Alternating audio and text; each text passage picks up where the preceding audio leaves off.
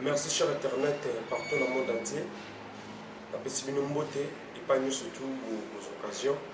Il y a un message qui m'a mis en par rapport à la révolution où il s'est remis à Kim Dengue la possibilité de monter partout parce que nous allons monter. Alors, le message qui m'a mis pour nous allons analyse tout ça là qui peu d'investigation toujours au ça là pourquoi révolution au salamaki na kin peuple congolais n'enga bimaki n'enga ni kabila akeite tisikoyo et comme batum sus bagum causer la dialogue batum sus bagum causer la calendrier électoral or que 3 jours wana peuple congolais telemaki zaki déjà départ et kabila banani ba maîtrisaki makambo wana banani oyo basali ke ba doser ba faire wana parce que kabila makolo zaki déjà okende makolo zaki dana nzela mbuno so amonaki révolution ni surtout na rozo kaka exemple ya Burkina Faso et bandaki dans une marche protestation contre changement de la constitution ndenge mo pena ki ça c'est bandaki protestation contre changement de la loi électorale. Les opposants vont mobiliser partout, bien sûr, vont mobiliser partout. Le peuple congolais a bimaki.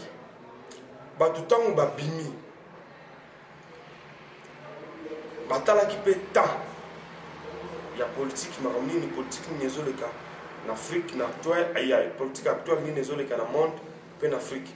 On a déjà dans Burkina Faso, il président qui tout le monde na idée wana malgré ça là qui protestation contre changement à la loi électorale mais tout le monde qui belé na décision là que oui Kabila lelo akin makambo leki ndeni le bimi révolution et bandi marche et ça la jour mort ba pesi bino direction na bino bo ça la marche c'est comme déjà 3 jours, ils ont sous marche et comme une révolution. C'est-à-dire, message échangé. Objectif, ils ont dit que oui, quand les lois électorales vont changer, mais objectif peut échanger qui parce que comment est-ce qu'on a boule que Kabila dégage. Kabila dégage. Kabila a qu'un dégage. L'air babimi. Tu dis bien, politique et la police, parce que qui échec n'a pas. Peuple congolais a maîtrisé la police, il y a ville, il y a Kinshasa, a checké en échec. Dans le c'est exemple déploiement, il y a la police n'est salama. Et salama n'est tu dis bien, Kanyama, agent général Kanyama, commandant de la ville, il y a Kinshasa. La ville, il y a Kinshasa, il y a 4 districts. Le district, il y a 4 colonels. Donc Kanyama a dirigé 4 colonels. Le district, il y a 5 communes, bien 4 communes. Moamba, Lukunga, Nchangu, Nafuna. Ndeti, ton peu ensemble le monde, Elvis, un colonel, il y a Nchangu. Donc, à haut dirigé 4 communes. Dans la commune, ils ont un capitaine. Dans toutes les communes, ils ont dirigé la commune, ils ont un capitaine. Dans la commune, à part capitaine, ils ont un sous-commissariat. Ils ont un chef qui dirige. De la police, ici, à Kabola, la police, surtout. Place où on se base dans la commune, dans le sous-commissariat. Peuple congolais, la révolution, bien que oui, commune, Yangaba, Ekoi. Ce commune, Yangaba, Ekoi, Papanti commune. N'a pas militaire, Bazarawana, Pébalimo, Babungi, Bazonga, sur la carte. Sous-commissariat, Morobo, ceux qui Papanti, Bomi, la police, sur la Kimi, la police, la Kimi, Bazon, la carte. Dès qu'on a remarqué que oui, la police, Basili. Aza, sous la police, on déployé. La police surtout Yangaba, Palangani, Yamasina, Zimwaka, Yalemba, Yanchangu, Yawa, la police sur Basili, Kanyama a eu la déclaration officielle, Aza sur la mesure pour maîtriser la ville à Kinshasa, donc Aza sur la mesure pour calmer la population, Aza la déclaration officielle, Babengela armée, Babenga, Baluka moyen et c'est là que déjà victoire du peuple congolais. Victoire on a déjà donc peuple congolais a maîtrisé qui déjà la police ne sauve la Kinshasa. Ce qui est une deuxième motivation, va affronter ce qui est armée au Roya. armée pe ya qui te mutu ya qui zali garde républicain so garde républicain ko qui kambala moko ba ramener sur la scène et là on est roleka là ba mon déjà peuple congolais a eu victoire contre la police tout le monde est peuple azolanda la police et là on est les cas clair tout le monde que peuple congolais a eu victoire devant la police parce que quand il y a masala qui déclaration a pensé qu'on maîtrisait pas notre Mosengo a eu un message ya Mosengo ya ngai personnellement et engagé nga na moni Mosengo c'est un collabo Mosengo azali collabo Mosengo a eu un message ya Mosengo alobini message ya Mosengo alobi ki oui église catholique ekobima lundi bato bazela lundi église catholique a remarché lundi. Bato babimé déjà 3 jours avant. Monsieur Ngoroba, base la lundi. Lundi, mardi, mercredi, monsieur Asali, Asali message na Yoana pour Batbaya lundi. Bato babimaki, tout ça l'analyse bien bien placé. Placé dans Zobeng la Monsieur Ngolabo. Bato babimaki Yoana. Et ça peuple congolais. Basangani bakomi mutu moko na objectif moko Kabila dégage. Kimba mission batuni surtout basangani. Mais monsieur a un message que catholique et Bobima lundi. Message ya monsieur ngwana zaki déjà message moko il y a division. Tant bato baza yini basangani un objectif moko.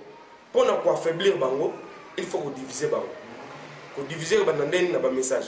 Ba peuple congolais sangana comme mutu moko, le monsieur ngoya lobi ke lui catholique et Robima lundi. Ils ont déjà division. Oh ya tchaki 4 na bango pour ba dossier bango. Deuxième. Parmi bato ba bima ki wana catholique ezalaki na 4. Mais tant monsieur ngazoloba catholique et Robima lundi. Donc azoye bisa déjà que ba membre ya catholique bandimi ya catholique bino bozonga to Robima lundi. Pour battre baza déjà dans nzela yozo batte lundi.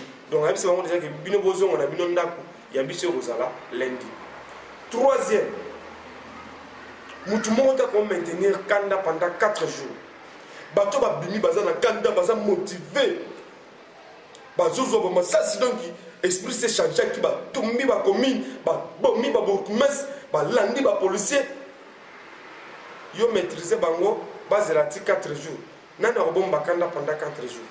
Mutu moko za na kanda ta maintenir kanda na eti 4 jours. Ezaki da système moko mosengo yaki nango ya redoser. Introduction à mosengo toujours na message na ye. Abandi ndenge bato ba bimi po ba protester. Bato ba bimi po ba benga na Kabila. Bango moko na conscience na bango moko se bakanga classe. Babile lo classe zate le lezande Kabila dégage. Kabila dégage bandi ko tumba. Bakenda sous classe pendant 4 jours, pendant 3 jours. Monsieur on a 3e jour on a un message na wana alobi susu akangi école. Or que école kangama déjà avant, 3 jours avant. Donc ezaki moyen ni akokota 3 autorités à deux bango. Après akangi école nous histoire ya catholique. Lundi wana oya prometaki batu, lundi makamni eleki. Batu ba ose la siko lundi oya ye basango ye moko mosengo asa liboso makambo ebana. Lundi abengi 5 communauté wana ya bevêque association ya bevêque wana bengi bango bisi bango muta bimati lundi wana o bango ba ozela ya bi abengi bango bisi bango muta bimati ayebi ke bato wana déjà kande sili ti ba ozela ti lundi wana kande sili ozoma ndenge mosengo adosi bato après lundi na soir bato bazeli journée mobimba amonani te na ba 5 na ye bamonani te bevêque oyo alingaka tia liboso na ye moko bamonani te. Et là, au moins, ça lundi, na soir après ce message que mardi, classe est zongi. Ok, classe, bango, moko, bakanga, qui a une volonté na bango. Après, il a repris ce message à Kangé classe. Après, maman a repris sa classe. Le message là, il y a lundi, mardi, classe est zongi. Donc, Makamou déjà a dosé Makamou surtout. Na Roloba déjà qui lundi, classe est zongi. C'est-à-dire, calme les côtés. Donc, Mosengo prend un grand collabo.